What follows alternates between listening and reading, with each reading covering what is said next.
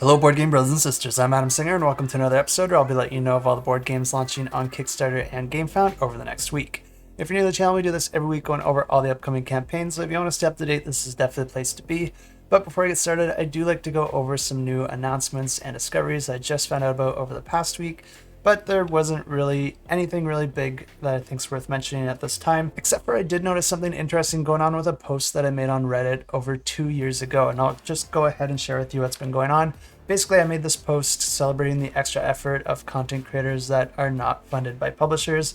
What I mean by that is they don't offer any reviews or previews or anything other than the ones that are completely funded by themselves and their community that they're able to build. And there are a ton of reasons why certain content creators may or may not take funding from publishers, but essentially it does create a conflict of interest because if you're offering reviews or some sort of content for any board games that you're trying to give to your community, you want to try and be as objective as possible. But if you're getting paid to do reviews, there's obviously a bias there. Some content creators do try to kind of get around this by only taking money for playthroughs and previews and don't take money for reviews. I personally think this is the same difference because you're still taking money from the publisher and then you're still putting out content which includes reviews. So there still is that conflict of interest that if you are trying to be honest and trying to be objective and that means putting out a negative review, there's a good chance that those publishers may not want to work with you at all in the future, meaning that you won't get the money for those previews and playthroughs. I don't personally have a problem with any other content creator choosing any of these approaches. I personally don't take money or games or anything from publishers just because that's how I want to operate. And the more that I've become a part of the board game community, the more I've seen that a lot of you tend to value that as well. And a lot of you really like to support the creators that are just trying to give you their honest opinion or just some honest information. And if I were to calculate what exactly I make per hour for running this channel, I'd probably just end up getting myself thrown in jail for violating multiple labor laws. But don't worry, because I'm definitely not complaining here. I'm just saying that if you're doing this type of work the way that I'm doing it, you just kind of gotta love it, which I definitely do. I love making these videos and I love putting out content for all of you. And I just love the community that we've been able to create. It's really great knowing that I'm not the only one here, and the reason that I made this post was to share with everyone other content creators that also operate this way. But like I said, I did make this post 2 years ago, so the content here isn't exactly up to date anymore. But what's been going on is that I noticed I was getting notifications of people viewing and commenting on this post, and it's just been getting a ton of activity in the past few weeks here. And I think it would be naive for me to think that this isn't related to all the drama that's going on with the Quackalope channel right now. And if you're not familiar with it, there's a lot of other content creators that have already covered it. I'd love to tell you more about it, but I just don't really have the time to cover it in this video. And honestly, rather than focusing on a single channel and what's going on over there, I'd rather bring the focus to all these other great channels that are offering content absolutely for free and just doing all the work simply for the love of it. And that's one of the big reasons that I put together this list to begin with. But I didn't just create this list because I also created an associated video. And this video is a really special one for me because this is the video that I'm most proud of out of any video that I ever created, ever. And if you're interested, check it out. I'd love for you to do so. It's not monetized, so there's no ads or anything, and I'm not getting any financial gain by you watching it. I just put a lot of effort into this one, and I think it captures the message that I was trying to deliver quite well. Just know that there is a large focus on the King of Average because of something that was going on at the time. If you want to know more, check out the video. I highly recommend it. But getting back to this list and how it's 2 years old now, I think it's about time that I did update it, and I would really love to do that. But it's hard for me to keep track of all the different channels, especially when there's new ones popping up all the time. But if there's channels that you like and you know that they don't take any funding from publishers, whether it's for reviews or playthroughs or previews, definitely leave a comment down below linking us to their channel and maybe telling us a little bit about them. I'll go through all the comments and possibly reach out to these different content creators and put together a new list that I'll be able to share with you in an upcoming video. But one thing I will ask is try not to comment with a content creator that someone else has already commented on. Instead, feel free to reply to that comment or upvote it, just so that we do have a fair distribution of all the different content creators. That makes it a lot easier for me to go through and gather all that information. And there's just one more thing that I do want to mention here, because I know a few of you are probably going to notice, and that's that the duck that I always have here has magically disappeared. That had nothing to do with what's going on right now with Quackalope. I just happened to have my nephews over this week and they swiped it from me and I haven't been able to find it. So the duck's missing. I don't know my nephew's opinion on the drama, but I know they liked the squeaky duck. But moving on, we are in the month of June now, which means the LevelUp Retreat is only a month and a half away now, and I will be attending this as well as a ton of other content creators, likely many of them that will show up on that list. So if you'd like to meet them as well as a ton of other really cool people from the community, I definitely would love to see you there. And if you're interested, I do have a coupon code down below that'll get you $10 off any badge that you decide to purchase, so feel free to check that out and share it with your friends. As always, I do like to give a quick shout out to Alex over at Board Game Co. He does a ton of content for the community. He does really great work, and he is also the host of the LevelUp Retreat, which is really cool. But I post these videos every single week, but Alex posts them at the start of each month, going over the heavy hitters for that month. And we do sync up periodically, tracking these campaigns individually, but then keeping each other up to date with any games that we had just found out about, or anytime that these campaigns get moved around, so that we're both providing you with the most up-to-date info as possible. And he did just put out his video for the month of June, so if you want to see some of the games to come, you can go ahead and check that out, and I'll have a link to his channel in the description below. And that's it for an intro, and there are games to cover, so let's check them out. One thing I want to mention about this week is that there are a lot of games that I did cover in the past, so there's going to be a lot of previous footage here, and this is one of those games. I did cover this one a few weeks ago, but the launch date did get pushed back until now, so I do already have footage for this one, so I'll just go ahead and roll that footage for you now. But this will be a recurring theme throughout this video, so be prepared for a lot of time traveling. And this one is a competitive strategy racing game. And the way this game's played is at the start of the game, players are going to be taking turns placing out road tiles in order to form the main track. And these road tiles can have different checkpoints, hazards, or even service stations for players to take advantage of. The goal of the game is to pass through these 3 checkpoints and then be the first to cross the finish line. But this isn't going to be as easy as it sounds because there's going to be a couple things that will get in your way. First off, every time you land on a hazard icon, you're going to have to draw an event card, which is normally going to have some negative effects, but this can be mitigated by equipping your card with the proper features. But the hazards aren't the only thing to worry about, because each round you're also going to be rolling a weather die, and that's going to dictate the type of weather that players are going to have to deal with.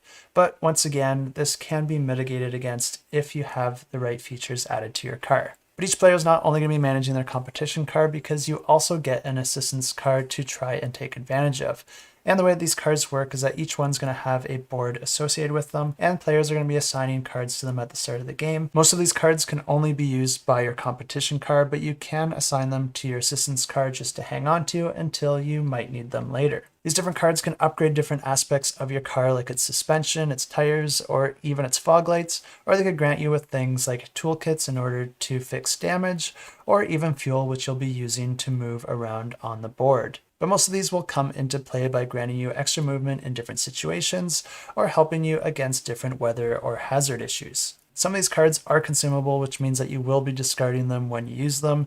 And of course, the needs for different upgrades might change depending on the weather or different issues that you have while driving your car. And that's where the assistance car comes into play, where you can swap out different features or grab those items that you're running low on. But in order to do this, you do have to have your assistance car and your competition car on the same space. Players are going to have to spend fuel cards anytime that they want to move their competition car, but their assistance car always does get a free movement, but you can choose to spend the fuel cards on your assistance car if you do want to move additional spaces. You'll be able to move both those cars on a single turn, and you can always choose which one you want to move first. And if either of your cars are running a little bit light, there is another way to get new cards added to that car's board, and that's by visiting the service station. If either of your cars is on a service station tile, you'll be able to draw new cards and assign them to the car that is located on that space. This is a great way to resupply your competition car right away, or to get new cards added to your assistance car. And that's pretty much everything there is about this game, but there is one more card that players are going to have in their arsenal, and that is their special power card. And each player is going to be starting with one of these at the beginning of the game. They're all going to be unique to that player, but these can only be used once. You're going to want to time it appropriately when you think you'll get the most benefit from it. And if this one sounds interesting to you, you can check out the link to the campaign, which I have in the description below. And also launching on June 5th, we have Stroganov, the big box. And this plays 1 to 4 players and takes about 90 to 120 minutes to play. And this is going to include all the content previously released for Stroganov and delivered to their backers, except for this one's also going to be including a brand new expansion. This one's going to include 4 new modules that you'll be able to mix into the game in any combination. The first module is going to be introducing a brand new fur tile that's going to have very little value on your normal market. Then there will be a traveling merchant that will show up on the map, and if you're able to sell your fur tiles to that merchant, that will grant you some very powerful advantages. The second module introduces the concept of hunting, and players will be able to hunt for specific furs that they might be looking for in order to accomplish different objectives. And the third module is going to be introducing 2 brand new landscapes into the game, with the first one allowing you to visit in order to find permanent abilities that you'll be able to use for the rest of the game, and the second one will allow you to earn endgame objectives that will score you additional victory points. The fourth module is going to be introducing a diplomacy track, and the way this works is that you'll be able to sacrifice some of your goods, giving them to the locals in order to earn their good faith. And the more that you do that, the more that the locals are going to favor you and give you some powerful advantages over your opponents. And I did already cover the original campaign back when this one launched, so now that I've already told you what all these different modules do, I'll just go ahead and roll that previous footage for you now. And this is coming from the designer Andreas Stedding, who also designed games like Gugong and Stouffer Dynasty. And this game takes place back in 17th century Russia, and each player is going to be a Russian merchant seeking fame and fortune as they explore Siberia by horse, visiting different villages, trading coins for fur, as well as building yurts, hunting lodges, and buying fields. This game takes place over several seasons and over 4 rounds, and each round represents a year. This game uses things like action points, area movement, set collection, and worker placement, and the game's either named after a famous Russian merchant family or a delicious beef stew. And not only does the artwork look incredible in this game, but the game just looks awesome set up on its own. Everything has a spot and it just looks really clean and tidy, and it doesn't give me the same anxiety that I see with some other games. I'm really looking forward to this campaign and learning more about the game, and if you are too, don't forget that you can check out the description below because I have links to all the campaign pages, and you can go ahead and hit that notify button. And the next campaign we have is launching on June 6th, and this one's called Ice, and this plays 1 to 5 players. It takes about 90 to 120 minutes to play, and this is the second campaign for this game, so I did also cover this one in the past, and I will roll that footage for you as well. But this one is introducing 2 new modules that you can mix into the game. One is going to be adding some new cards that you'll be able to choose each round, with each of them giving you a special ability that you'll be able to use for that round. And then the other one, they haven't released too much info on yet, but they will be rolling that out as the campaign launches. So if you do want to know more about that one, you can follow along with the campaign and check it out once the campaign launches. But if you want to know more about how this game plays, I'll just go ahead and roll the previous footage for this now. And in this game, players are archaeologists exploring tiles of an ancient civilization for wealth and reputation. This game features a really unique mechanism, as the game board is actually made up of 5 layers of tiles. Players are going to be using their workers to excavate these tiles to earn special abilities. The first layer represents the ice sheet, and the tiles gained here can be played as special actions throughout the game. The second, third, and fourth layers represent the surface, intermediate, and deep artifact levels, which offer game-changing rules to the player that collect these tiles. The last level is where players are going to be digging up different artifacts for reputation points at the end of the game. Players will each have their own colored archaeologists to control, but there will also be these smaller white archaeologists that players can freely claim from each other during their turn. On a player's turn, they get 5 action points to spend. You can use these action points to build camps, or you can use those action points to place archaeologists from the reserve onto your camps, or you can use a point to move your meeple to an adjacent tile, or you can excavate a tile for 3 action points, but this cost is lowered by 1 for each meeple that you have on it.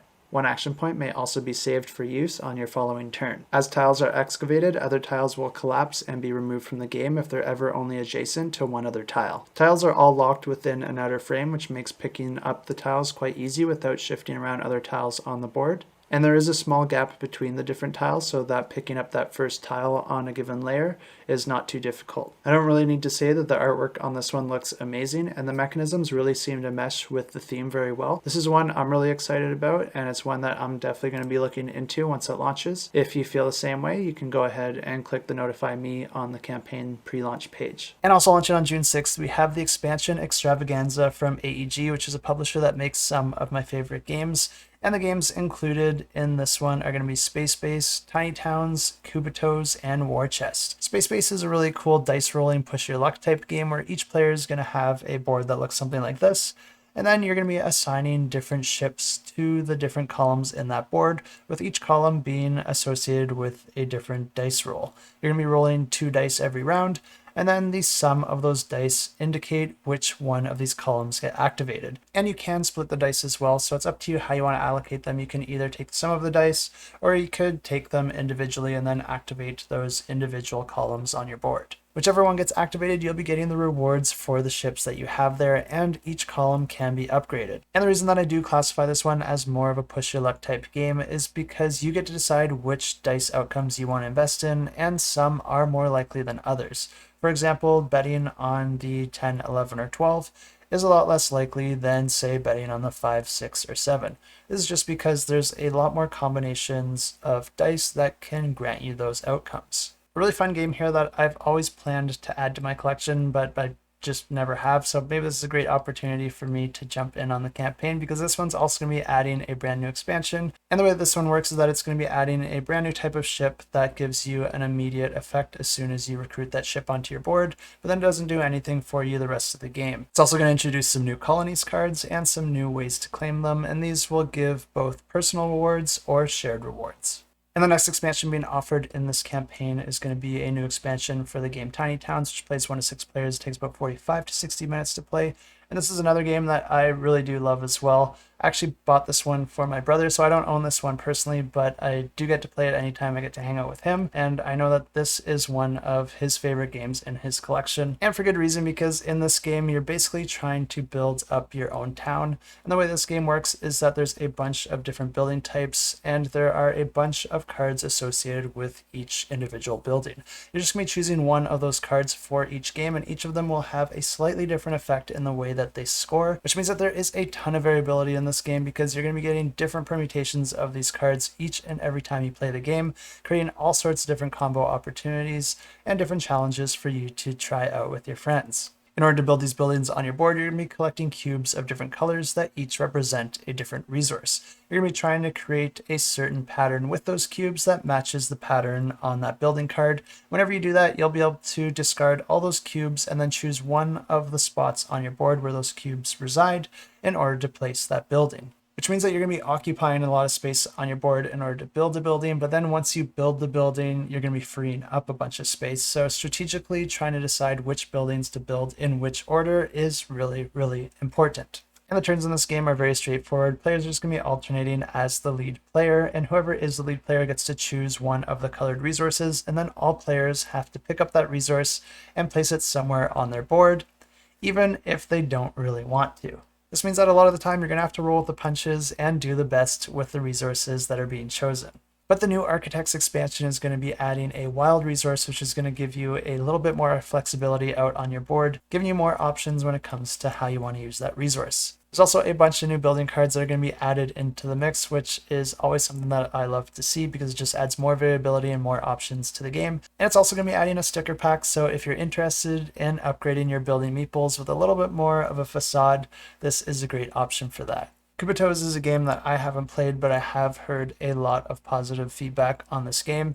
This one plays 2 to 4 players and takes about 30 to 60 minutes to play, and this one is a bit of a racing game because each player is going to have their own Cubito out on the board, and you're going to be building up a team of dice that you're going to be using to roll and then move that Cubito and perform various actions. But what I think makes this one so much fun is that this one is a push your luck game, and the way that this works is that all players are going to be rolling their dice simultaneously, and your dice are going to have some sides that have bonuses on them, like earning you coins or movement points, while the other sides will be completely blank. But anytime that you actually roll something, you'll be able to lock that one in, and then you have the option to roll again. And you can keep doing this as long as you gain some sort of resource, but anytime that you roll all blanks, you bust, and you lose all the resources that you accumulated so far. But if you decide to stop before you bust, you do get to spend those movement points to move along the board, and you do get to spend any coins that you earned in order to buy new dice and upgrade your dice pool. The new expansion is going to be raising the player count to 6. It's also going to be introducing 2 new colors of die, each with their own associated ability cards. And there will also be new ability cards that you'll be able to mix into the existing characters in the game as well. And there is also going to be a double-sided racetrack added to the game with new rewards and obstacles for you to encounter.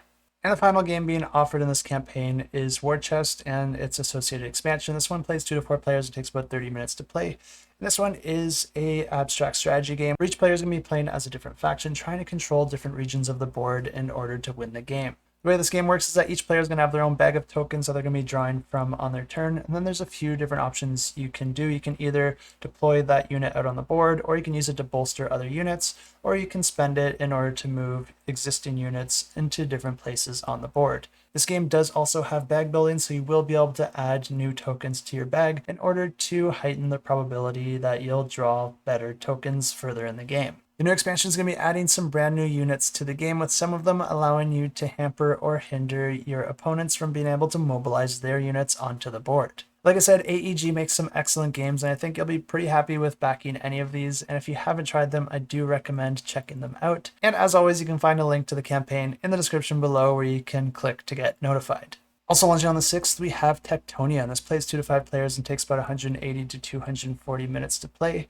And this one is a campaign that I did cover in the past. This one's an area control game with some really interesting strategy elements. But if you do want to know more about this one, like I said, I did already cover it, so I'll just go ahead and roll that previous footage for you now. This is an area control game where players are chieftains of one of 4 opposing tribes, and players are trying to achieve the most objectives before a certain number of rounds. And the player that does that will win the game. And a really interesting aspect of this game is the way that the board works. The main board is actually just completely covered in water. Then the board's going to get filled up with terrain tiles. Then the terrain can actually go multi-level, changing from grass to rock. Another really interesting layer on top of this is that at the start of each round, a number of terraform cards are going to get drawn, and this is going to indicate which of the tiles are going to be moving up or down a level. And then you put a token on those tiles indicating that, and then that effect is going to happen at the end of the round. But then during the round, players are going to be taking turns performing actions, and each player is going to have 7 action cards in their hand, and this is going to allow them to do different things like build buildings on their player board, which is going to help them recruit different types of units which they can deploy out onto the main board, which is one of your actions to recruit and deploy those units, or instead you can choose to gain resources from the spaces that you occupy, move your units and attack areas adjacent to them, gain or upgrade your battle cards, or even terraform the board yourself. And battles are going to be resolved in this game using both dice and cards, where you're going to be rolling battle dice depending on the units that you have involved, and then you're going to be adding different battle cards to modify the outcome. And something I really like about the way that the dice work in this game is that they don't just issue hits or misses, but they can also do different things like allow some of your units to retreat if you know that you're going to lose the battle, or also call in reinforcements from other areas of the board to add more combat power to your side.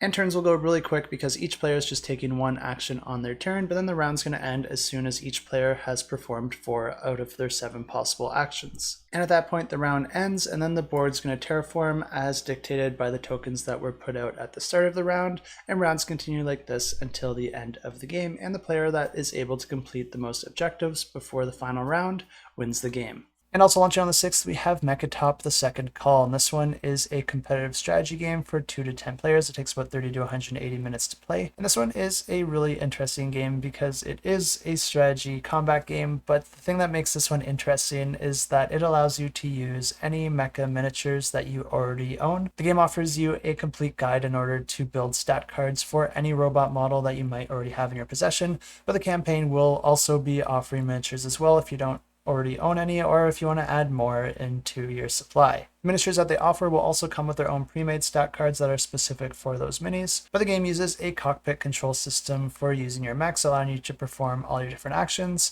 and this system will also allow you to activate even when it's not your turn in order to perform reactive attacks or counterattacks or even dodges. Each game offers a different scenario for players to fight in, creating variability from game to game, and there will also be a campaign mode as well. So if you are interested in this one, you can check it out. I have links in the description below. And the next campaign we have also on the 6th is Mixtape Massacre Escape from Tall Oaks. This plays 2 to 6 players. It takes about 45 to 120 minutes to play. And this is a game that I did already cover in the past, so I will roll that footage for you. But the new expansion is going to be adding some brand new locations, enemies, and mechanisms for players to explore. And I'll go ahead and roll that previous footage for you so you understand how this game plays. And if it does sound interesting to you, you can check it out. Links in the description below. I'll leave for you to discover on your own.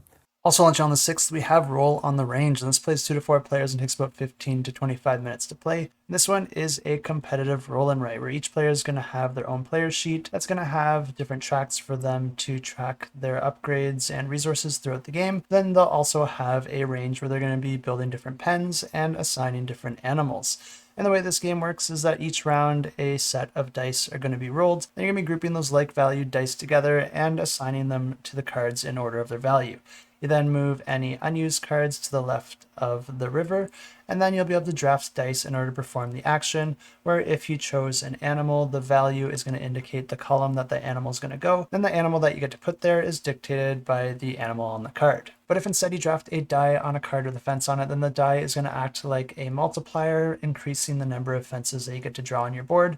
Then you'll be able to choose a space on your board and then add those pens. Some cards can also earn you a certain resource where you'll be able to spend that in order to upgrade certain areas on your board, opening up more opportunities for victory points. And then the round continues like this until there is only one die left, and whichever animal card that die is on, it's going to be increasing the value of that animal for the end of the game.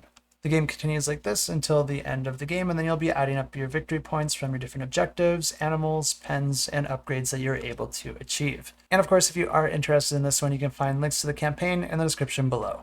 Also launching on the 6th, we have the third Crusade, and this plays 1 to 4 players and takes about 120 to 180 minutes to play.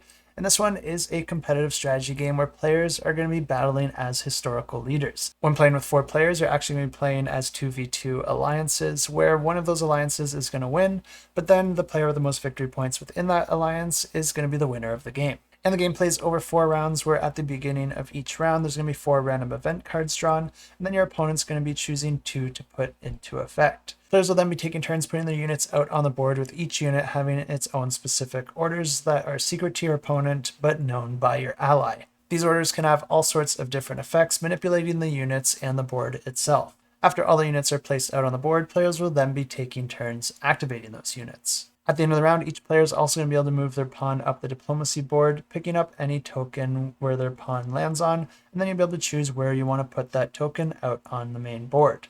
This is followed by an upkeep phase where players will be able to gain new units and resources, as well as gain victory points for any objectives that they're able to achieve so far. And then there's going to be a bit of cleanup, and the game continues like this until there is a winner. And if you want to know more about this one, I do have links in the description below, and you can click to get notified. Also launching on the 6th, we have Quest Chest, and this one's going to be interesting for any of you that are interested in playing role-playing games, because this one's going to be offering 5 quests that can be played independently, chained together, or dropped into any campaign, compatible with most systems, including all those used by D&D or the Pathfinder series. But what makes these quests so interesting and unique is that each of them are going to be coming with all sorts of props and puzzles, as well as different sensory elements like candles, candies, teas, and coffees that will just add a little bit more immersion to your game. And if this one does sound interesting to you, definitely check out the campaign in the description below and click to get notified, because if you do back this one in the first 48 hours, you're going to get some additional content added to your pledge completely for free, which comes in the form of a physical coin that you'll be able to use as part of these quests. And launching on the 7th, we have Worldbreakers, the Indigo Sisterhood, and this plays 1 to 2 players and takes about 30 to 45 minutes to play. And this one is an expansion to the game Worldbreakers, the Advent of Connaught. And this is a campaign that I did cover in the past, but this one's going to be continuing on the narrative that one offered, as well as new events, followers, and guilds that you'll be able to explore, and a ton of new content. I did cover the original campaign back when it launched, and this new expansion is going to be playing very similar to that one, just adding some new twists and some fresh new faces. So if you are interested to know how this one plays, I'll just go ahead and roll that previous footage for you. And of course, you can check out the campaign and learn more by checking it out in the description below. And of course, you can click to get notified. And this is a card battler duel game set in an alternate 13th century Asia. And this is the same time period where Genghis Khan and Marco Polo took place. And in this game, players are taking the role of a world breaker. And a world breaker is a person who can take advantage of a special resource in order to magnify their natural abilities. And players will be starting the game by choosing one of the available world breakers, as well as their deck of 30 cards. And the different cards within the deck are events which grant some one-time instant effects, followers, which can be used to attack your opponents or defend against your opponents, and when you use them they get exhausted and they cannot block, attack, or be used until they are unexhausted on a following turn. And then finally you can get locations, which grant special effects, but they are also expensive and vulnerable. This game uses two types of resources. The first one is known as Mythium, and this essentially acts as a currency in the game, and you're going to be spending it to activate different cards as well as your Worldbreaker. The second resource is known as Standing, and in this game there's 4 different Worldbreaker guilds, and the standing that you hold with each of those guilds is represented by a number, and that is essentially the trust that that guild has for you. And whenever you play a card, you're going to have to pay an amount of Mythium, but then you might also require a certain amount of standing with a guild to also be able to play that card. And players will be playing their cards and attacking their opponent and building locations in order to gain power, and the goal is to finish a round with 10 power in order to win the game. Each round is made up of a total of 8 turns, with each player getting 4 turns each as they alternate back and forth. And on a player's turn, they get to perform one action, and they can use an action to either gain 1 currency, pay a currency to gain standing with one of the guilds, draw a card, attack the opponent, or use a card's ability paying the cost to play that card. When a player chooses to attack the opponent, they're going to choose which cards they want to attack with, and you can select multiple cards, and then you're going to exhaust those cards, and then the opponent chooses which cards they want to use to block with. Players will simultaneously deal wounds, and any cards that have a strength lower than the wounds that were dealt will get removed from the play area. If any attackers are left after this is resolved, then they can also attack the location cards of the opponent player. This will simultaneously hurt the amount of power that the opponent has while raising the amount of power that the attacker has. And the first player to end the round with 10 power wins the game. And launching on June 8th, we have Witchcraft, and this is a solo game that takes about 20 to 40 minutes to play, and this is a game that I am super excited about because this one is a continuation on the system that was used for the game Resist, which was a game that I was super excited about back when it launched, but I think I actually like this version more.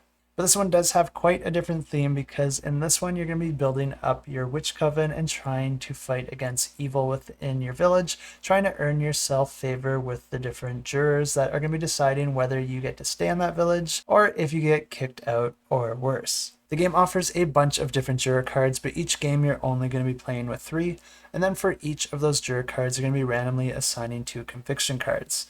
Those conviction cards remain face down for the majority of the game, but you're going to be trying to raise the persuasion of each of these jurors, and at the end of the game you're going to be flipping those 2 conviction cards. They'll have some sort of numeric value. You'll be adding those values together, and if your persuasion for that juror is higher than the values on those conviction cards, then you have successfully convinced that juror that you are good intentioned and you have won them over. If you're able to do this for all 3 jurors, you win the game. If you only do 2, then it's a draw. If you only convince 1, then it's a loss, and if you convince 0, then it's a critical loss, and evil reigns the village. And at the start of the game, you're also going to be creating your coven deck, and the way that that works is you're going to be taking all the witch cards offered in the game, revealing 2 at a time, and then choosing 1 to add to your coven deck, and 1 to go into the supply that you may be able to draw from later by using some special abilities. Once you've completed your coven deck, that's what you're going to be playing from for the entirety of the game, and then for each of the jurors, you're going to be assigning 3 mission cards. Each round, you're only going to be revealing 1 of those mission cards for each juror, and they're going to have some sort of objective for you to try and complete, which is going to earn you favor with that juror, but then it's also going to have an amount of strength that you're trying to achieve in order to complete it, and it's also going to have a number associated that's going to indicate how many challenge cards are going to come into play if you try to complete that mission. The challenge cards come into play face down. Those challenge cards will eventually get revealed, adding more difficulty to the mission because each of those will have strength values as well. Each round you're also going to be drawing 3 witches from your coven deck and then putting them into play and then choosing which ones you want to activate in any order. Each witch is actually dual use with a hidden ability and a revealed ability. And the difference between these is if you use the hidden ability, that witch is actually going to go back into your coven. You'll be able to use it again in the future. But if you use the revealed ability, it's going to permanently eliminate that witch from the game, but it is a more powerful action. The witch cards will gain you an amount of strength that you'll be able to spend to complete either those mission cards or those challenge cards, and they will also have special abilities that can have different conditional effects, granting you more strength or even allowing you to draw more witches into play. Of course, completing the mission cards are really important if you want to raise up your reputation with that specific juror. But if those challenge cards have a particularly terrible effect that you don't want to activate, you could end up spending all your strength on those challenge cards instead. Both the mission cards and the challenge cards could have some sort of success bonuses or failure effects, whether you complete or do not complete them, and these can come in the form of things like adding curses into your Witch Coven deck, which essentially dilute your deck, or there could be other failure bonuses like losing villagers, which is also not good because if you ever lose 5 within the game, then you automatically lose. And this one does play very similar to Resist, but the reason that I say that I think I would like this one more is because of the way that the jurors are integrated into the game. This is not a concept in the Resist game, although it does also look like a fantastic game. I just think the jurors add a really interesting layer on top, because not only are you trying to pick the challenges that you think will give you the most benefit or that are the easiest to complete, but with the jurors you also want to balance the missions that you're completing for each of the jurors, because if you're doing particularly well with one, that's going to weigh into your decision making, because you may not want to try and complete that mission, even if it looks like a particularly easy one. This looks like a great way to add more complexity into the decision making without adding much more complexity to the game. But if this one does sound like fun to you and you're wondering which of these two games you would like the most, I'll go ahead and roll my previous footage for Resist so that you have a good idea on how that one plays as well. And of course you can check this one out in the description below and follow along to get notified. This is a solo game that plays in about 20 to 40 minutes, and this is a really well designed solo game, so if you are interested in solo games, I think this is definitely one that you want to be paying attention to. And the way this game works is that you're going to be starting the game with a deck of 12 rebel cards, and there are a few different rebels that can be included in each game, which can add some variability to your play, but each of the cards also is dual use, where one side of the card is a more mild ability, but it allows that card to go back into your deck so you can use it again in the future, whereas the other side of the card is going to give you a more powerful ability, but when you use it, that card gets discarded from your deck permanently. At the start of the game, there's going to be 4 different mission cards out on display, and each of those cards will have an enemy value associated with it, and that's going to dictate how many enemy cards you need to draw and put above that mission card. But then each card's also going to have a target point value, and that's the amount of points that you need to collect amongst your rebel cards in order to complete that mission. Each round, players are going to be drawing 5 of the rebel cards into their hand and then choosing a mission to try and complete, and then you're going to be combining those rebel cards in different ways to try and achieve higher than the point value on the card in order to complete that mission. But the catch here is that each of the enemy cards are going to be flipped when you go to complete that challenge, and they're each going to have a point value associated with them as well that you're also going to want to spend your rebel points in order to defeat those characters if you want to, because it's not mandatory to defeat the enemies to complete the mission, but any enemies that are surviving after you complete a mission is going to activate their special abilities. All the abilities are negative and can cause things like civilian casualties, adding cards that will clog your deck, and some of these enemies will actually protect the location, and you do have to defeat them before you're able to complete that challenge. And if in the end you're not able to complete that mission card because you had to deal with those enemies, then that mission card is going to get removed from the board and not replaced with a new mission card. This is going to make the game harder because you're going to have less missions to choose from in future turns, and you're also going to be a lot closer to losing the game. The game continues like this until you've either lost too many civilians or too many missions in which you lose the game, or instead you can choose to end the game after any successful mission to lock in the victory points that you've achieved so far, and lock in that high score that you can try and beat on a future play. Links to the campaign in the description below.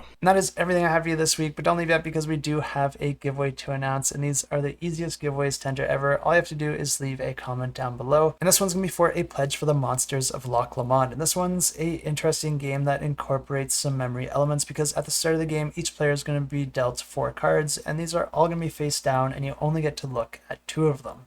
You'll want to remember what 2 of those cards are, because you're trying to make the 4 cards in front of you have no monsters in them, and then also have villagers that are of the lowest value possible. You're never allowed to look at those cards for the rest of the game, so it's going to be up to you to remember which cards you have where as you're taking your various actions throughout the game.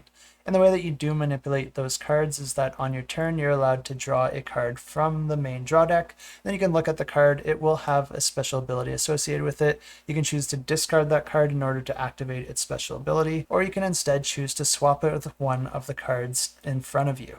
Alternatively, you can also choose to just draw from the discard pile and swap that with one of your cards. But anytime that a player puts a card into the discard pile, any other player that's fast enough can actually choose to discard a card that they have that matches the card that just got discarded. Only one player can do this, so it's the player that is the quickest. Doing this allows you to eliminate one of your cards, which is super powerful because you want to be the player at the end of the game with no monsters in front of them and to have the lowest total sum of cards. Of course, since this does rely on memory, it is possible that you discarded a card that did not match the card that was previously discarded, and if that's the case, you're actually going to be adding another card to your pool. The game continues like this until a player thinks that they have no monsters and that they have the lowest total sum, and then they can call the end of the game, and at that point, every other player gets one more turn. Then you reveal all your cards, and the player with no monsters and the lowest total sum of values on their villager cards is going to be the one that wins the game. And this giveaway is going to be for a copy of the game and all unlocked stretch goals. And like I said, all you have to do is leave a comment down below. And at the start of this video, I did mention that I would love for you to leave a comment referring us to another creator in the board game space that you know doesn't take any money from publishers, whether it's for reviews or playthroughs. Please share that information with us so other viewers can check them out. Or if you're not sure, if you don't know of any content creators like this, feel free to just reply to one of the comments that you can find down below, and I'll also draw from the replies to comments so that you'll still be included in the giveaway. Good luck in the giveaway, but now for last week's giveaways, we did do a pledge for the game Asteroid Dice, which we ran over on the Discord. And I do always run the giveaways on the Discord for one extra day, so if you are watching this video early enough, there might still be some time to enter into it. And if that's the case, you can check out the Discord in the description below. Or if you did enter this giveaway last week, check it out in a day from now and see if your name was drawn. And that is everything I have for you this week. I hope you've been enjoying the summer so far. I did complain a little bit last week about how difficult it's been for me to actually find a house, but I must have jinxed myself in a positive way because the next day after posting that video, I looked at a house, put a bid on it a few days later, and wrote a nice cover letter. And the sellers actually chose someone else to sell the house to, and then read my cover letter and thought I sounded like a pretty cool guy and decided to sell to me instead. So I'm still working out all the details. Nothing's in stone yet, but it does look good. So I might actually have a new place to play all these board games, and I'm hoping that means I can set up some new filming equipment and maybe even start doing some playthroughs and get a little bit more organized. It is a little dated as well, so I will be doing endless renovations, so I'm not sure how much extra time I'll have, but we'll figure it out. As always, thanks so much for checking out the video, and if you think I deserve it, I do appreciate a like and subscribe if you haven't done that already. And as always, just remember to keep that shelf cluttered and the table full.